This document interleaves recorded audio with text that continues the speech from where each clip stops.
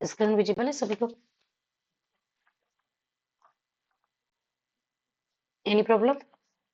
No ना? Okay, then start करते हैं। हमने लेक्चर नंबर फर्स्ट में देखा था कि हमारे पास पीडी क्या होती है और क्लासिफिकेशन ऑफ पीडी के बारे में डिस्कस किए थे, जिसमें हमने देखा था कि डिफरेंट डिफरेंट टाइप्स होते हैं हमारे पीडी के, वो कौन कौन से पीडी होते हैं। उसके बाद सेकेंड लेक्चर में हमने क्या देखा कि फॉर्मुलेशन ऑफ पीडी देखा था, कि हम लोग किसी भी हमारे पास सरफेस वगैरह गिवन है उसको हम लोग पीडी कैसे फाइंड आउट करते हैं। यहाँ तक किसी को कोई डाउट है? एनीवन? आज हमारा लेक्चर नंबर थर्ड है फिर, और ये सारे लेक्चर्स आप लोगों के सेट के लिए और नेट और असिस्टेंट प्रोफेसर सबके लिए इम्पोर्टेंट है। ठीक है, ये जो पीडी का क्लासेस है, बहुत लोगों का डाउट्स आता है कि मैम ये क्लासेस किसके लिए है, तो उनके लिए। ओके, लेक्चर नंबर थर्ड में हम आज पढ़ने वाले हैं। हमने एक टाइप पढ़ा हुआ था quasi linear PD. Quasi linear PD किसको किसको याद है क्या होता है quasi linear PD? Classification of PD में हमने देखा था कि कॉसी लीनियर पीडी होता है, क्या होता है जी? एनीवन? किस फॉर्म में दिखता है हमारा?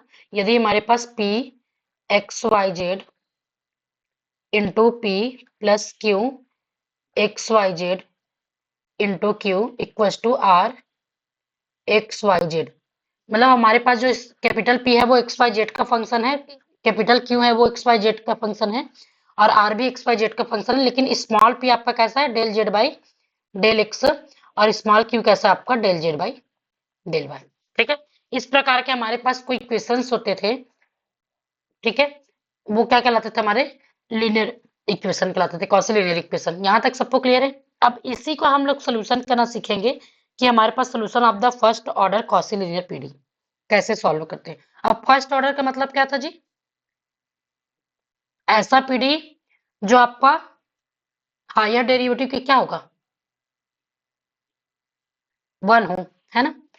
वो क्या कहलाता है? First order. तो हमारे पास आज का टॉपिक है हमारा solution of the solution of the first order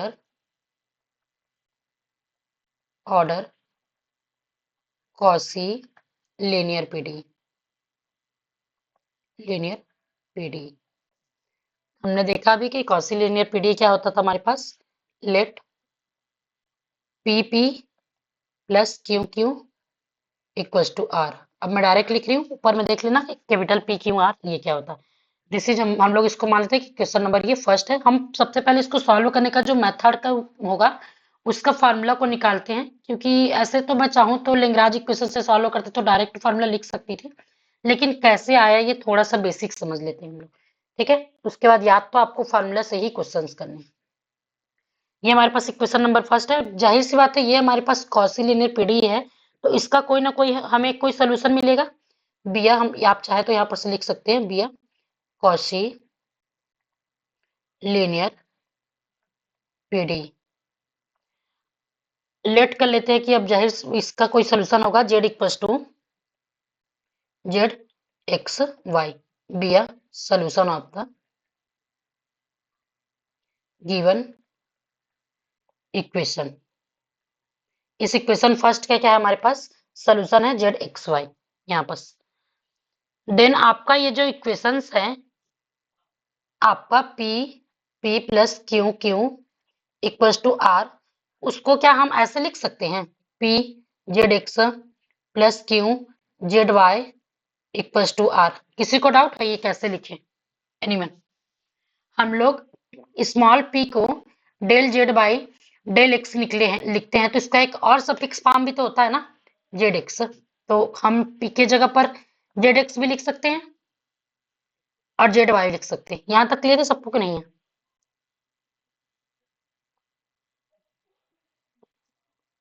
अब इसको हम लोग और क्या लिख सकते हैं? P Q R into del z x z y, और क्या हो जाएगा आपके पास? -1 इक्वल टू 0। ऐसे भी लिख सकते हैं इसको।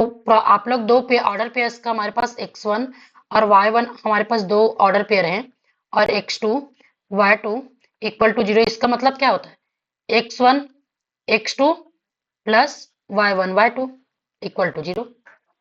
तो इसका मतलब भी तो वही हो गया। फिर से सॉल्व करेंगे तो इनका मल्टीप्लीकेशन प्लस इनका मल्टीप्लीकेशन प्लस इनका मल्टीप्लीकेशन इक्वल टू 0। क्लियर है सबको? इस फॉर्म में भी लिख सकते हैं, यहां तक बताना। अब देखिए यहाँ पर हम लोग लिखे तो ये अलग अलग वेक्टर के फॉर्म में दिख रहे हैं कि नहीं दिख रहे, कि हमारे पास कोई ऑर्डर पेयर वो एक वेक्टर है। मतलब हम कह सकते हैं कि हमारे पास इसका जो इक्वल टू 0 है तो ये वेक्टर परपेंडिकुलर है। सिंपल सा मतलब है। बताना ये चीजें समझ आया कि नहीं आया। मतलब हम कह सकते हैं कि small p small q -1 is a perpendicular vectors है हमारे पास, ठीक है, वेक्टर्स परपेंडिकुलर, ठीक है। ये आप नोटेशन से इस प्रकार से लिख सकते हैं। ये नोटेशन किसका रहता है जी? परपेंडिकुलर का, ठीक है। डी, ठीक है, परपेंडिकुलर है to be to the surface, to the surface of equation first. ये इक्वेशन फर्स्ट का परपेंडिकुलर है सरफेस पे, ये हम कह सकते हैं। इसका मतलब समझ में आया कि कहना क्या चाह रहा है?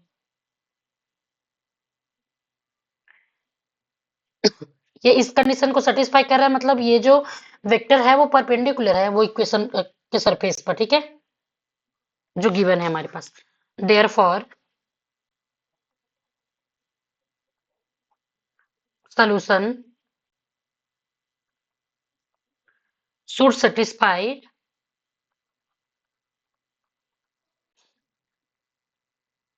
एक मिनट, सेटिस्फाई क्या हो जाएगा हमारे पास? The condition, the condition third, condition third मतलब ये वाला, ठीक है। ये भी तो तो सोल्यूशन भी तो सेटिस्फाई करेगा ना इस कंडीशन को, ठीक है।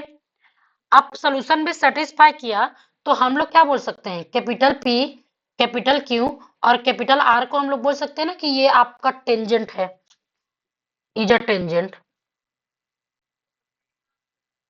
टेंजेंट क्या होता है जी? Tangent vector of every point of the surface. हमारे पास सरफेस के सारे पॉइंट पर टेंजेंट। एनीवन, मुझे एक क्वेश्चन से आप लोग लिए, टेंजेंट क्या होता है? What is tangent? बताना सब। मैं फिर बताऊंगी। ये सब चीजें सिर्फ फार्मूला निकाल रहे हैं, थ्योरी में बोर मत होना, बस फार्मूला कैलकुलेट करने के लिए कहाँ से आई ये बेसिक से मैं पहली बार से पढ़ा रही हूँ। अदरवाइज डायरेक्ट फार्मूला लिखते थे, क्योंकि आपको भी पता होना चाहिए कि वो फार्मूला कैसे आया था, बस इसलिए पढ़ा रही हूँ। गौरी, कौन कौन है क्लास में? क्या होता है टेंजेंट स्पेस? टेंजेंट क्या होता है, सॉरी, टेंजेंट स्पेस में? बाकी कोई? आवाज आ रही मेरी?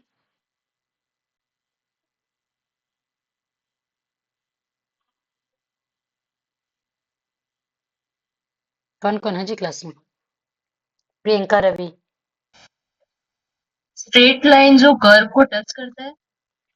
टेंजेंट ऐसा वेक्टर जो किसी कर्व को स्पर्श करके जाता है। सपोज हमारे पास ये कर्व है, कर्व कैसे बनाऊं, उल्ट ऐसे बना लेते हैं। ये कर्व है सपोज हमारे पास, ठीक है। तो टेंजेंट क्या हो जाएगा? ऐसा वेक्टर जो ये वो क्या बताता है? उस कर्व की डायरेक्शन को बताता है, ठीक है। और यहाँ इसको स्पर्श करके जाने वाला ये जो वो है, क्या हो जाएगा? ये टेंजेंट हो जाएगा। तो क्या कह रहा है वो कि ये जो है वो टेंजेंट है, और आपका जो पॉइंट है कहीं पर स्मॉल p स्मॉल q -1 वो परपेंडिकुलर है, ऐसे इस प्रकार से। इसको मैं उल्टा बना दीजिए कर्व को, ठीक है, समझ जाना इसको आप। रुको, इसको रोटेट कर लेते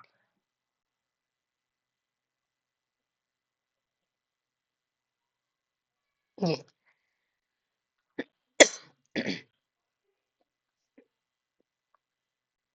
p q -1, ये देखिए, ये हमारे पास एक कर्व था, इसको स्पर्श करके जाने वाला ये लाइन क्या कहलाएगा? टेंजेंट है। टेंजेंट है, मतलब कहाँ, बस यहाँ पर कोई पॉइंट होगा, वो कैपिटल क्यू और कैपिटल पी, कैपिटल क्यू और आर, ये पॉइंट है, ठीक है, टेंजेंट। समझ आ गया सबको जी? अब इसी को जो है, ठीक है, इसी को हम लोग क्या बोल देते हैं कि दोस kind of solution is called integral surface. और क्वेश्चन यहीं पर से बनता है सीएसआई नेट में, इसलिए बहुत वो से बता रही मैं आप लोग को। इंटीग्रल सरफेस हो गया, इसका दोस काइंड ऑफ सॉल्यूशन, या टाइप्स ऑफ सॉल्यूशन बोल सकते हैं, of solution are called integral surface. Simple language में हम समझे कि इंटीग्रल सरफेस क्या होता है, तो इंडिपेंडेंट वेरिएबल, तो ठीक है, जेड को यदि एक्स वाई के फंक्शन के फॉर्म में लिख पा रहे हैं तो वो इंटीग्रल सरफेस है, सिंपल सा मतलब। ये चीजें समझ आया? ओके, चलिए। अब ये तो यहां तक हो गया। अब हमने तो ये सीखा कि ये सब होता है बस, लेकिन हम निकालेंगे कैसे? सवाल तो यहाँ पर ये आता है कि हम उसको कैलकुलेट कैसे करेंगे। तो to find the integral surface या इंटीग्रल कर्व या इंटीग्रल करेक्टरिस्टिक कर्व, ये सबके नाम से भी जाना जाता है, ठीक है, इनका नाम इंटीग्रल सरफेस। मैंने सिर्फ, तो सपोज हम लोग वो करेंगे, तो इसका पहला, सबसे पहला काम क्या होगा कि हम एक पैरामेट्रिक फॉर्म लेते हैं। पैरामेट्रिक फॉर्म क्या होता है?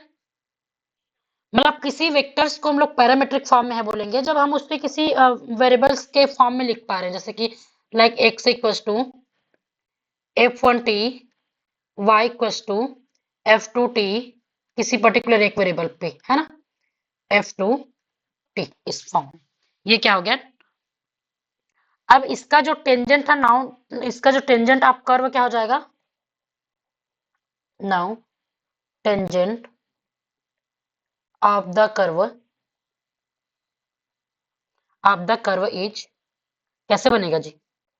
Del x by del t, del y by del t, और del z by del t, यही बना। अब टेंजेंट ये है बोल रहे हैं, तो हमने इससे पहले भी देखा हुआ था कि टेंजेंट पी क्यू आर होता है, तो ये इसके इक्वल हो जाएगा, दो order pair, del x d t, del y d t, और डेल जेड डी टी, ठीक है, इस प्रकार से। अब ये इक्वल है, मतलब P इक्वल्स टू क्या बोलेंगे? Del x by d t, और Q equals to del x by del y by d t, और R equals to del z by d t. ये चीजें समझ आई सबको? अब यहां पर से आपका फॉर्मूला आता है बन के लेंग्राज इक्वेशंस का, ठीक है। अब इसको भी कैसे निकालेंगे, ये तो सवाल होगा ना किसी का। तो सारे टर्म्स से टी वो कर दो, तो इधर ले आओगे तो पी क्यू, तो ये इसको हम लोग इस फॉर्म में भी तो लिख सकते हैं ना, कि d x equals to p, d y equals to q, और d z equals to r. ये आपका जो फार्मूला बन के आता है, is called Lagrange, sorry Lagrange auxiliary equation, ठीक है, इक्वेशंस इस फॉर्म में होते हैं। अब चाहती तो मैं डायरेक्ट आपको ये फार्मूला लिख सकती थी। फार्मूला लिखने का बताने का मेन इंटेंशन था कि आपको पता होना चाहिए कि ये पी क्यू आर किसको डिनोट कर रहा है। तो यहाँ पर पी क्यू आर क्या है जी? किसी सरफेस का, मतलब कोई कर्व है हमारे पास, ठीक है, उसका क्या है? इंटीग्रल सरफेस से इंटीग्रल कर्व का टेंजेंट है, ठीक है।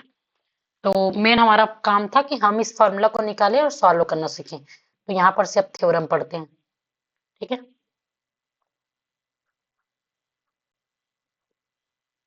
थ्योरम थ्योरम क्या है हमारा? लेग्रांज थ्योरम ही है मतलब, ठीक है। General solution of the Cauchy linear, the general solution of the Cauchy linear PD PP QQ R इस प्रकार से है। ये हमारे पास कॉची लीनियर एंड सोल्यूशन क्या हो जाएगा? एंड सोल्यूशन आपका फाई यू कॉमा भी इक्वल टू 0। वेयर फाई क्या है जी हमारे पास? Where phi is a arbitrary function, arbitrary function and हमारे पास जो u है वो क्या हो जाएगा? u जो x y z equal to C1 और v आपके पास x y z equal to C2, ठीक है। Are independent solution are two independent solution of Lagrange equation,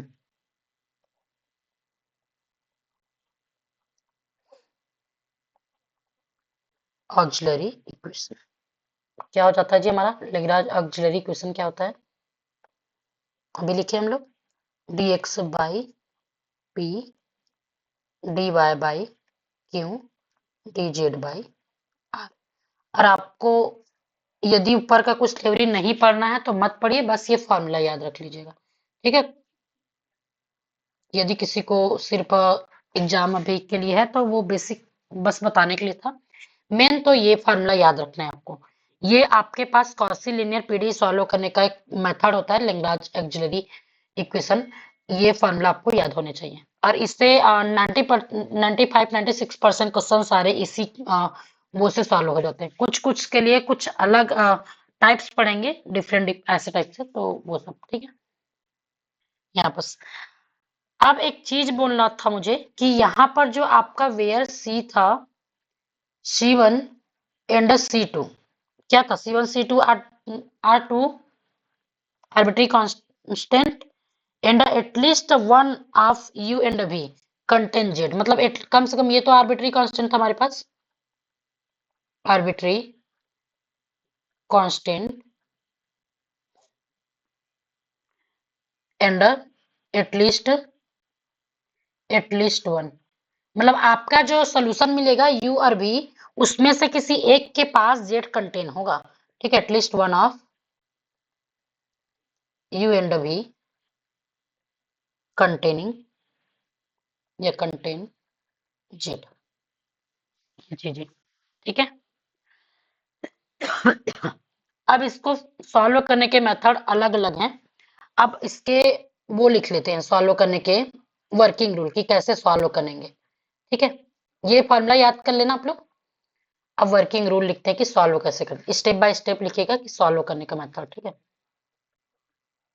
main important है ये वर्किंग रूल कि सॉल्व कैसे करना है। सबसे पहले क्या करना है कि हमारे पास ऑक्सिलरी इक्वेशन है, उस फॉर्म में हमारे पास यदि P plus Q equal to R given है, तो पहला स्टेप में आप ये करना, स्टेप नंबर फर्स्ट में, कि आप dx by P dy by Q, मतलब वो वाला Q capital Q dz by R, ये कैलकुलेट करना है पहले स्टेप में। यहाँ सबको क्लियर है? स्टेप नंबर सेकेंड में क्या करेंगे आप? स्टेप सेकेंड में आप करेंगे कि आपके पास जो u है, ठीक है, और उसको फाइंड आउट करना है। क्या फाइंड करना है? Find out u x y z equal to C1 और v x y z equal to C2। ये दो इंडिपेंडेंट सोल्यूशन निकालने हैं। ठीक है, अब देखिए उसके बाद जो सोल्यूशन होता है स्टेप थर्ड, जो सोल्यूशन होता है आपका द जनरल सोल्यूशन वो कैसे दिखता है आपका, या तो फाई यू कॉमा भी इक्वल टू 0 ऐसे लिख सकते हैं, या तो आप u equal to phi v या v equal to phi u, ये इस प्रकार से। चलिए आप क्वेश्चंस करते हैं। आप क्वेश्चंस करेंगे तो देखिए ऐसा भी तो केस बनेगा कि हम इसको सॉल्व करने के अब टाइप्स पढ़ेंगे इसी से। ठीक है, तो पहला टाइप क्यू किस प्रकार से दिखेगा, तो टाइप नंबर फर्स्ट। अब सॉल्व करना, यहाँ पर से क्वेश्चंस करेंगे कि मैं भी थ्योरी पढ़ते पढ़ते आप लोग को भी वो लग रहा होगा। ठीक है, चलिए टाइप नंबर फर्स्ट है कि आपके पास d x by p d y by q d z by r इस प्रकार से है, दिया हुआ है। तो suppose that one of the variable either absent, ठीक है, या तो कैंसल आउट। कोई दो फ्रैक्शन को लेंगे, तो यदि हमने टू फ्रैक्शन उठाया, इसको उठा ले या इन दोनों को उठा ले या इन दोनों को, तो उसमें से या तो कोई वेरिएबल है वो आपका कैंसल हो रहा होगा, ठीक है, या तो अपसेंट होगा, तब हम लोग इस फर्स्ट टाइप का यूज करते हैं। ठीक है, suppose that one of the variable is either absent or cancel out। ठीक है, cancel out from any two fraction, any two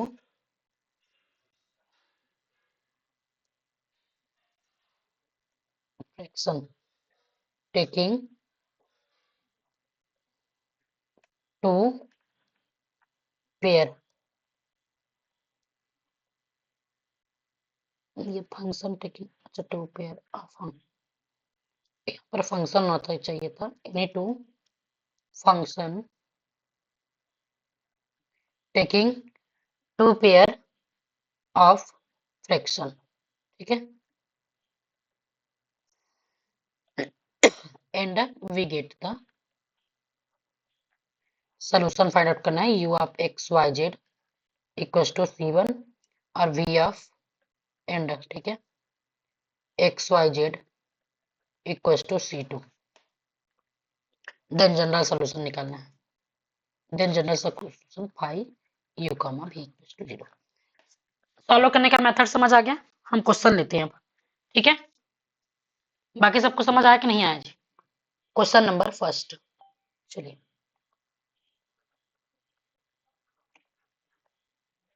हमारे पास suppose y z p plus z x q equals to x y है। तो सबसे पहले step में क्या करना है बोले थे हम लोग कि d x by P plus d y by Q और डी जेड बाई आर, ये था हमारे पास। तो क्या करेंगे अब, हमारे पास मुझे बताना कैपिटल पी और कैपिटल क्यू और कैपिटल आर की वैल्यू क्या है। देखिए स्मॉल पी क्यू यहाँ पास गया ना, बाकी सारे जो बच गए वो पी क्यू आर की, तो ये क्या हो जाएगा वाई जेड और ये आपका एक्स जेड एक्स और ये आपका एक्स वाई। क्लियर है सबको?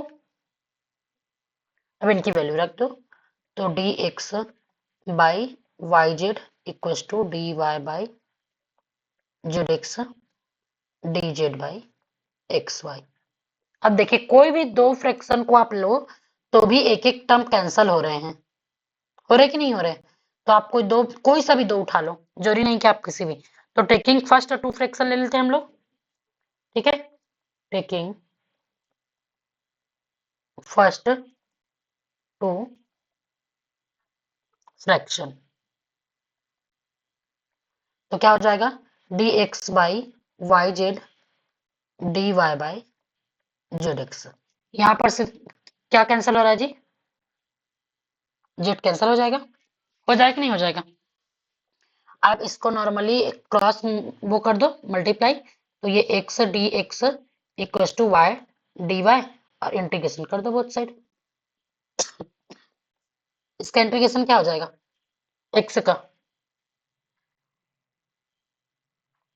एक्स का इंटीग्रेशन क्या होगा बताना।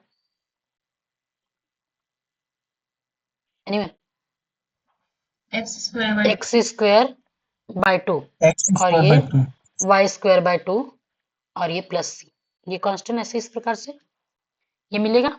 अब यहाँ से हम लोग सी वो निकालेंगे, तो वैल्यू निकालेंगे तो क्या हो जाएगी? X square by two minus y square by two equal to c. ठीक है। अब यदि हम लोग इसको फिर से सॉल्व करें तो x square minus y square equal to क्या हो जाएगा? To C. टू सी को हम लोग नया कांस्टेंट सी वन ले सकते हैं। हमारे पास x square minus y square equal to two c आएगा, उसको हम लोग नया कांस्टेंट सी वन ले सकते हैं। ठीक है, एक सोल्यूशन मिल गया हमें सी वन। अभी हमने देखा हुआ था कि सी वन आपका यू वो का कोई एक सोल्यूशन था। अब दूसरा ऐसा फ्रैक्शन लीजिए।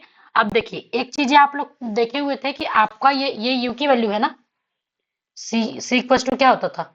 यू एक्स वाई जेड या वी एक्स वाई जेड। ये एक मिल गया हमें, x square minus y square, एक सोल्यूशन। दूसरा सोल्यूशन फिर से निकालना, कोई दो फ्रैक्शन को लेके। अब ऐसा फ्रैक्शन लेके रखना है जिसमें एटलीस्ट किसी एक के पास में जेड होना चाहिए। हमने ये चीजें पढ़ा हुआ है ना। तो जेड कैंसल हो रहा हो ऐसा टर्म नहीं लेंगे। तो देखिए, लास्ट का टू फ्रैक्शन ले लेंगे, तो एक्स एक्स कट जाएगा और एक जेड के फॉर्म में आ जाएगा। तो लास्ट का टू टर्म ले लेते हैं। चलिए, लास्ट का टू टर्म क्या था जी हमारे पास? टेकिंग, या फर्स्ट लास्ट भी ले सकते हैं, लास्ट टू टर्म तो भी, सेकेंड एंड थर्ड को, थर्ड फ्रैक्शन है ना, यही ले रहे हैं। सेकेंड क्या था हमारा? D u d y by z x, और d z by x y, ये था। यहाँ पर से आप देखिए, तो एक्स एक्स कैंसिल हो जाएगा बोथ साइड से। अब फिर से वैसे क्रॉस मल्टीप्लाई, तो y d y equal to z d z. अब फिर से सॉल्व कीजिए, इसको इंटीग्रेशन कर दीजिए बोथ साइड। क्या मिल जाएगा? Y square by two z square by two plus c. यहाँ पर से फिर वैसे ही निकालेंगे तो सी टू दूसरा का वैल्यू मिल जाएगा आपको, y square minus z square. ये किसका वैल्यू है? V x y z equal to y square minus z square. ठीक है। अब वो आपको ऑप्शन में गिवन दे सकता है कि सपोज वो किसी ऐसे फॉर्म में दिया हो, पा इक्वल टू, हमें जो सोल्यूशन मिला क्या मिला? X square minus y square. ठीक है, इक्वल टू ऐसे वो क्या मिला था? Z y square minus z square ना, y square minus z square. या दूसरे ऑप्शन में वो दे देगा five x minus y equal to z minus x. ऐसे तो आप एक ऑप्शन को टिक कर देंगे, क्वेश्चन ऐसे ही आता है। या दोनों को एक साथ मर्ज करके दे देगा, ऐसे five x square minus y square comma y square minus z square equal to zero. ऐसे वो जिस प्रकार से ऑप्शन देंगे आपको वैसे करना है। क्लियर है सबको कि नहीं है ये चीजें एवरीवन? चलिए, आगे क्वेश्चन सॉल्व करें। एक बार देख लीजिए स्टेप को।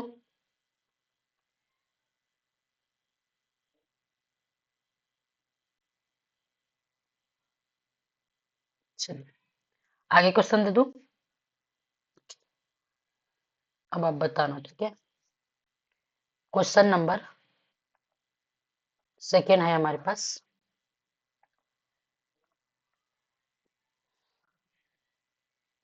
X z P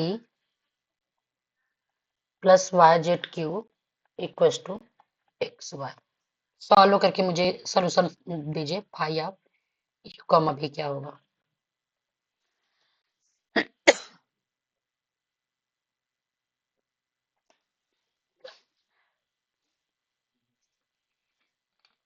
2 minute time आप लोग के पास। ठीक है,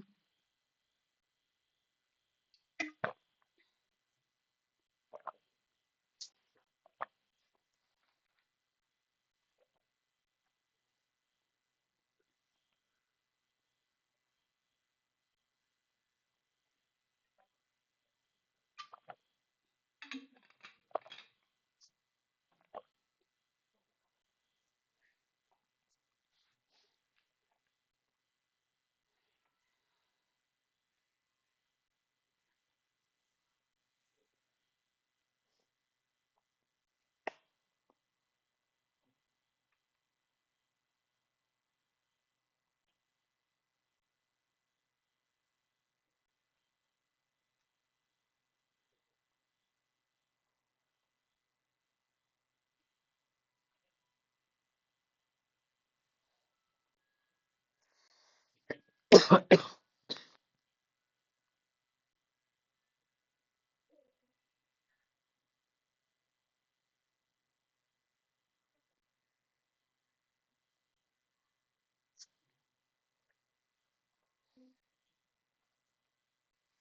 गया किसी का? बहुत टाइम नहीं लगना चाहिए I think.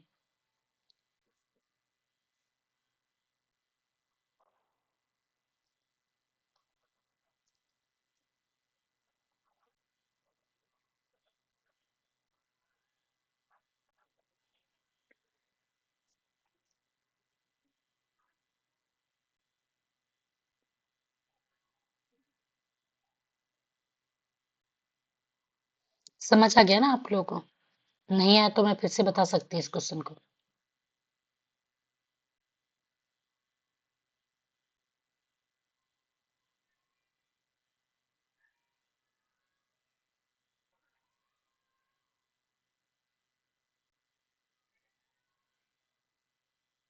Madam I² minus Z² is equal to 2C।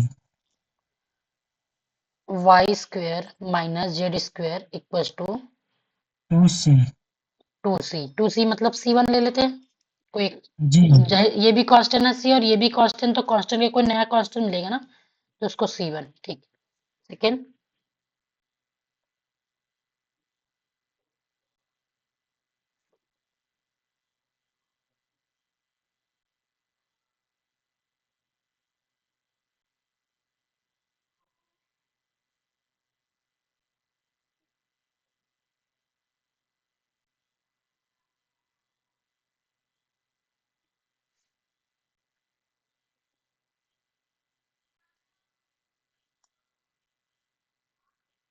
चलिए सॉल्व कर दो।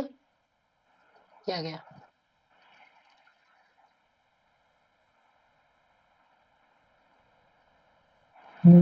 Y² minus Z² is equal to C1 y C2 square minus z² equals to C2। c2।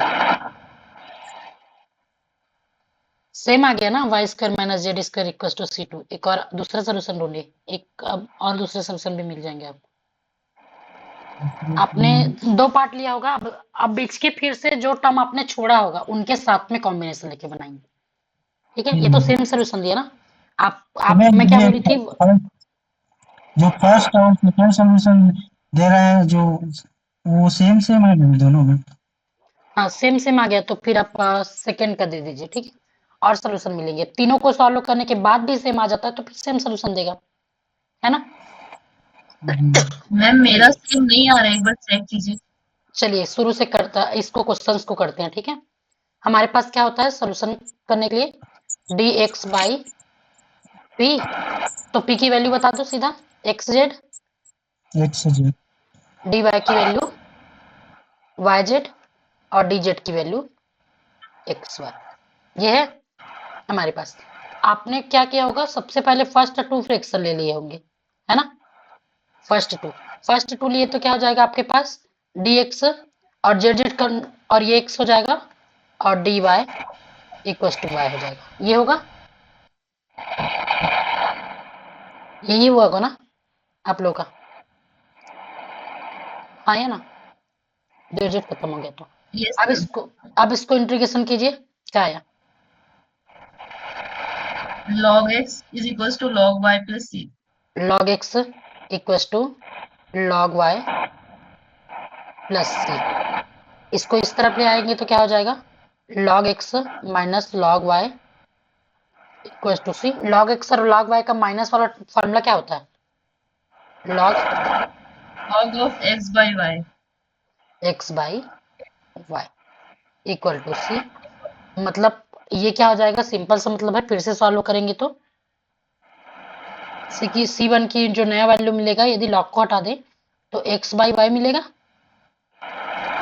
ठीक है, log को हटा देंगे तो ये e की पावर में चला जाएगा, तो कांस्टेंट e की पावर कोई कांस्टेंट, तो कोई कांस्टेंट टर्म ही मिलेगा ना जी। ठीक है, तो ये C1 इक्वल टू एक टर्म हो गया। दूसरा क्या लेके बनाए थे आप? सेकेंड टर्म बताइए।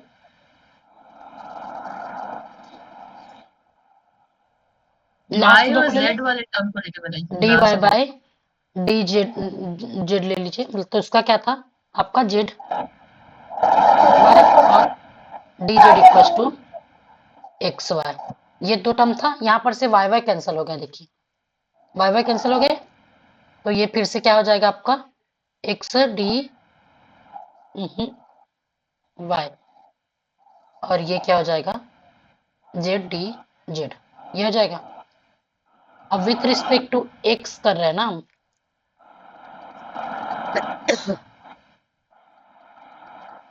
अब एक्स की वैल्यू यहां से भी तो कैलकुलेट करके रख सकते हैं, है ना। X equal to c one y हो जाएगा, तो ये वैल्यू रख दो, तो सी वन तो कांस्टेंट और वाई स्क्वायर बाई टू, और ये z square by two plus c, ठीक है। अब सॉल्व कीजिए, इस तरफ ले आइए, c one y two by, ये तो प्रतिस्थापन वाला नहीं, मेथड से नहीं करना था, वो दूसरा मेथड हो जाएगा, फिर एक और टाइप से आएगा। और दो फ्रैक्शन, हाँ इससे भी मतलब कुछ कुछ क्वेश्चंस है जो अभी एकदम हो सकता है, ठीक है, उससे ही कर सकते हैं, या दो फ्रैक्शन को आप लेके भी कर सकते हैं ना, इन दोनों को, प्रियंका मैम, जिससे आपका सेम आ जाए, तो इससे नहीं आ रहा है। उसको लेने से भी वही होगा मैम, हाँ कटेगा तो x से। फिर कटा रखना ही पड़ेगा वैल्यू, है ना। तो एक्स की वैल्यू रख दी यहाँ बस, तो एक्स की वैल्यू रखेंगे तो क्या हो जाएगा आपका c one y d y equals to z d z, ये इस प्रकार से, ये तो हो जाएगा z square by two plus c, और ये c one y square by two, इतना सबका हो गया था, है ना। यस अब मैम। फिर से C1 की वैल्यू तो भी तो हमारे पास है ना, C1 की वैल्यू, अब इस C1 की वैल्यू फिर से रख दीजिए, C1 की वैल्यू एक्स बाई वाई रख सकते हैं into y square by two, तो यहाँ पर से एक बार कैंसिल आउट हो जाएगा, तो क्या हो जाएगा ये simple x y by two equal to z square by two plus c, इस तरफ ले आइए x y minus z square by two और सी, ठीक है। अब फिर से टू सी बनेगा तो उसको सी टू करके x y minus z square, ये एक टर्म हो गया। एक मिनट, और किसी का एक आया था ना सोल्यूशन, क्या आया था y square minus z square equals to c one, ये कैसे आया था जी, क्योंकि मेरे ख्याल से उसमें भी तो नहीं आएगा। नहीं आएगा ये समझ आ गया ना जिनका आया था कि कहाँ मिस्टेक किए थे। अब स्टार्टिंग और फर्स्ट को भी लेके देख लीजिएगा एक बार, ठीक है। अब देखिए, आपको एग्जाम में करने हैं तो सारे फ्रैक्शन को लेके करने पड़ेंगे एक एक बार, क्योंकि ऑप्शन हो सकता है आपने पहले के लिए बनाया और ये ऑप्शन में आया, ठीक है, दूसरे के लिए बनाया तो और ऑप्शन में आया, तो एक आपको पार्ट सीखा है तब तो चेक करना है, सपोज ऐसा नहीं है तो सारे ऑप्शन निकालने ही पड़ेंगे आपको सारे फ्रैक्शन के एग्जाम में, ठीक है। मैच कर गया तो भी दो ऑप्शन भी तो हो सकते हैं ना एक साथ, इसलिए तो सारे वो को करके देखना ही पड़ेगा, ठीक है। एग्जाम में ऐसा होता है कि क्योंकि दोनों ये जरूरी थोड़ा ना कि आप लोग का फर्स्ट सेकंड थर्ड तीनों में से वो करें तो ये दोनों का वैल्यू इक्वल ही आए, ये डिफरेंट रहेंगे ना, ऐसे तो हमको अलग अलग वो मिल जाएंगे फिर, ठीक है। ऐसे केस देखेंगे, ठीक है। सेकेंड टाइप को फिर कल करेंगे, मैं अभी आप लोग को शॉर्ट नोट्स बनाना सिखाती हूँ, अभी दो तीन लेक्चर हो गए उसका, ठीक है। मैं बोली हुई थी कि कल बताना भूल गई, लास्ट में भी बताने वाली। चलिए शॉर्ट नोट्स कैसे क्रिएट करना है, किसी किसी को डाउट रहता है कि शॉर्ट नोट्स कैसे बनाना है, तो सबसे पहले हम लोग लेक्चर नंबर फर्स्ट किए थे तो क्या पढ़े थे अभी बताइए। हमने पढ़ा था कि पीडी क्या होता है। अब शॉर्ट नोट्स में क्या पीडी क्या होता है इसको लिखना जरूरी है, आपको तो पता ही है ना कि ऐसा डिफरेंशियल इक्वेशन जिसके independent variable more than one हो तो पीडी होता है, तो उसको शॉर्ट नोट्स में पीडी का डिफिनेशन रखने की नीड नहीं है, ठीक है। शॉर्ट नोट्स का मतलब होता है कि आप एग्जाम में वो सारी चीजें उसमें वो सारी चीजें रखिए जो आपको याद नहीं है, हो सकता है कि आप पीडी का डिफिनेशन याद नहीं तो आप रख लीजिए, वो अलग मैटर है, और दूसरा एग्जाम पॉइंट ऑफ व्यू से वो इंपॉर्टेंट हो, तो पीडी का डिफिनेशन लिखने की जरूरत नहीं है। लेकिन हमने क्लासिफिकेशन ऑफ पीडी पढ़ा है, तो आप छोटे छोटे एक एक लाइन में जो हमने पीडी पढ़ा है 3 पीडी पढ़ा है, एक लीनियर, सेमी लीनियर और कॉसी लीनियर, इतना ही पढ़ा है। एक एक लाइन में लिख रख लीजिए ना, कॉसी लीनियर क्या होता है, सेमी लीनियर क्या होता है, कॉसी लीनियर क्या होता है, बस एक लाइन में, बड़ा बड़ा उसका पूरा एक डिफिनेशन नहीं रखना है। क्या होता है सेम बताना, लीनियर पीडी, एनीवन, कौन कौन पढ़े पहला लेक्चर, ये तो इससे ही पता चलेगा कि कौन बता पाते हैं। तो पहला लेक्चर भी पढ़िएगा, ठीक है, जो नहीं पढ़े हुए हैं उनके लिए खासकर। तो लीनियर पीडी क्या होता है जी, और कोई है जो पढ़े होंगे, एक भी किसी ने नहीं पढ़ा क्या, प्रियंका मैम? आज पहला क्लास अटेंड करी। अच्छा पहला क्लास, ओके ओके। तो लीनियर पीडी के और कॉसी लीनियर ये सबको आप पढ़ के आएंगे कल से, ठीक है, ऐसा नहीं होना चाहिए कि आप पढ़ के नहीं आए। और क्योंकि आगे जाके यूज होगा ना, अभी तो आप जैसे आपको वही दिया था, तो कॉसी लीनियर ये क्या सब क्या होता है, ये डाउट आ जाता है, इसीलिए सबको पढ़ना जरूरी है, ठीक है। चलिए पढ़ते हैं। लीनियर पीडी क्या होता है हमारे पास, लीनियर पीडी मतलब ऐसे पीडी जैसे कि P x y into small p plus Q x y into small q equal to are x y z, और ऐसे मतलब इन सबको लिख लेना एस एक्स वाई, बाकी सबको भी करना, आप लोग लेक्चर देखोगे तब समझ आएगा, अभी मैं लिख के नहीं दूंगी। तो ये रख लेना, पहला लेक्चर का सिर्फ इतना बनाना है आपको, एक कॉर्नर में हो जाएगा आपका कॉपी का शॉर्ट नोट्स में। सेकेंड लेक्चर में हम लोग क्या पढ़े थे, formulation of PD, formulation of PD में क्या पढ़े थे जी, सिर्फ इतना ही पढ़े थे ना, कि आपके पास एलिमेंट्री एलिमिनेशन, वो एलिमिनेट करते थे किसको, आर्बिट्री कांस्टेंट को, ठीक है। इनके सिर्फ 3 केस पढ़े हुए हैं, 2-3 ऐसे करके लिख लीजिएगा एक एक लाइन में, 3 केस पढ़े हुए हैं, एक एक एग्जाम्पल रख सकते हैं, ठीक है। कौन कौन सा केस, पहला आपका number of independent variable greater than हो, ठीक है, आर्बिट्री कांस्टेंट से, इंडिपेंडेंट वेरिएबल से, सपोज ए कांस्टेंट है, ठीक है, सपोज ए कांस्टेंट एक बार लेस देन हो इंडिपेंडेंट वेरिएबल से, एक बार इक्वल हो इंडिपेंडेंट वेरिएबल का, ये 3 केस। उसके बाद हम लोग फंक्शन को एलिमिनेट करते थे, इसके लिए हमने एक मेथड पढ़ा हुआ है बस, वो जैकोबियन वाला, del u comma v by del x y equals to P del u comma v del y z, और आपका plus Q del u comma v, ये क्या था आपके पास, जेड एक्स, इस प्रकार से बस ये। और एक तो आपका नॉर्मल, वो तो क्वेश्चन प्रैक्टिस करने में ही आ जाएगा, एक जो मेथड था वो क्वेश्चन से ही हुआ था जो आज मैं क्वेश्चन भी दी थी, ठीक है, बस यहाँ तक। तो ऐसे आप बना लेंगे, और आज के लेक्चर का आप लोग क्या करेंगे, इतना लंबा पढ़े जरूर है, लेकिन सिर्फ क्या करना है आप लोग,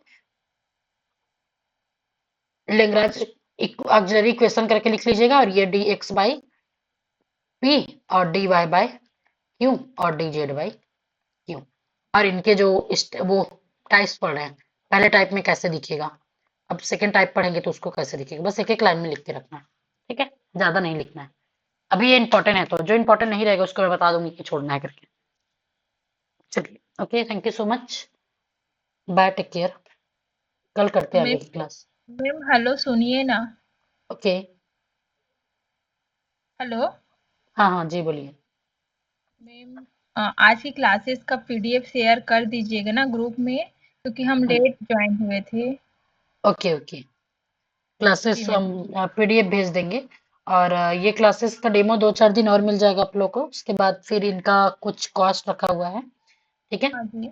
जिनको जी परचेस करना है वो कांटेक्ट कर लीजिएगा, नंबर है कांटेक्ट नंबर उस ग्रुप में, ठीक है, जी ओके। मैम।